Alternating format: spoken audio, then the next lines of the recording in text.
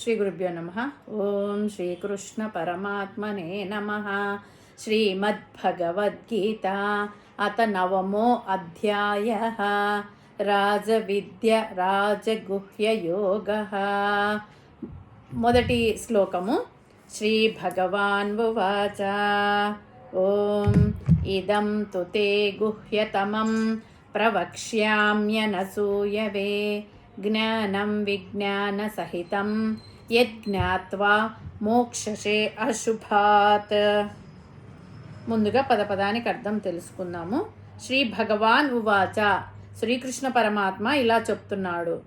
ఇదం అంటే ఈ, తుతే నేను నీకు, గుహ్యతమం అత్యంత రహస్యమైన, ప్రవక్ష్యామి ఉపదేశిస్తున్నాను, అనసూయవే అసూయ లేని వాడవు అయినందున, జ్ఞానం విజ్ఞాన సహితం పరోక్ష జ్ఞానాన్ని అనుభవ జ్ఞానంతో కూడిన దానిగా, యజ్ఞాత్వా దేనిని తెలుసుకుంటే మోక్షసే విముక్తి పొందగలవో, అశుభాత్ ఈ సంసారమనే అశుభం నుండి. అర్జున, నీవు ఎటువంటి అసూయ లేని సద్గుణశీలివి. దేనిని తెలుసుకుంటే మానవుడు సమస్త అశుభాలు అంటే దుఃఖాల నుండి విముక్తి పొందుతాడో అటువంటి గొప్పదైన రహస్యమైన విజ్ఞాన సహితమైన అంటే అనుభవ జ్ఞానము కలిగిన జ్ఞానమును నేను నీకు బోధిస్తున్నాను. దీనిని చక్కగా గ్రహించి ఆచరించడం ద్వారా నీవు ఈ సంసార చక్రం అనే సమస్త దుఃఖాల నుండి విముక్తి పొందుతావు. ఇదం తుతే గుహ్యతమం, సాధారణమైన విషయం కాదు, అతి రహస్యమైన విషయం చెప్తున్నాను. ఏ విధంగా రహస్యమైనది అంటే మానవులు తెలుసుకోకూడని రహస్యం కాదు, మానవులు తెలుసుకొని తీరవలసిన విషయం. కానీ మానవులు తెలుసుకోలేని రహస్యం. ఇది తెలుసుకుంటేనే మానవ జీవితం యొక్క సార్థకత. మానవునిగా పుట్టినందుకు ఇది తెలుసుకొని తీరాలి. ప్రవక్ష్యామి, ఇంతటి ముఖ్యమైన రహస్యాన్ని నేను నీకు చెప్పబోవుచున్నాను. పరమాత్మ ఎవరికి చెబుతాడంటే అనసూయవే, అసూయ దోషాలు లేని వారికి మాత్రమే ఈ విషయాలు చెప్తాడు. దోషం ఉన్నవారికి ఇలాంటి ఆత్మ విద్యలను ఉపదేశిస్తే బూడిదలో పోసిన పన్నీర్ అవుతుంది.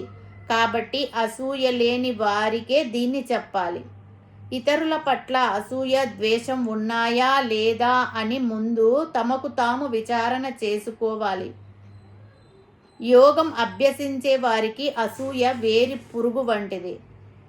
పురాణాల ప్రకారము ఏ విద్యనైనా ముఖ్యంగా బ్రహ్మజ్ఞానాన్ని పొందాలంటే శిష్యునికి ఉండవలసిన మొదటి అర్హత అసూయ లేకపోవడం.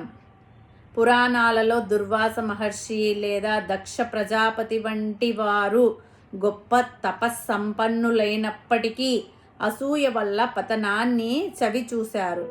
కానీ అనసూయ తనలో అసూయ లేకపోవడం వలన త్రిమూర్తులను సైతం చిన్నపిల్లలుగా మార్చగలిగింది. భగవంతుని సర్వవ్యాపకత్వాన్ని వైభవాన్ని చెప్తున్నప్పుడు కొందరికి ఈయన తనను తాను ఎక్కువగా పొగుడుకుంటున్నాడు అనే అహంకారముతో కూడిన అసూయ కలుగుతుంది.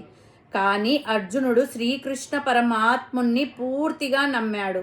అందుకే కృష్ణుడు అర్జునుడిని అనసూయవే అని సంబోధిస్తూ ఈ రహస్యాన్ని చెప్పడానికి అతడే యోగ్యుడని నిర్ణయించాడు.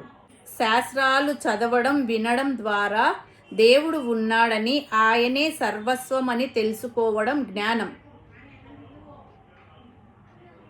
కేవలం పుస్తకాల్లో చదవడం మాత్రమే కాకుండా ప్రతి జీవిలోనూ పరమాత్మను దర్శించగలడం అంటే ఆత్మానుభూతి చెందడం విజ్ఞానం.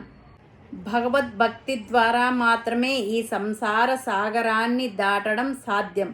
ఈ శ్లోకంలో కృష్ణుడు అర్జునుడికి ఇచ్చే భరోసా ఇదే. ఈ రాజవిద్యను తెలుసుకుంటే పునర్జన్మ అనే దుఃఖభూయిష్టమైన అశుభం నుండి మోక్షం లభిస్తుంది.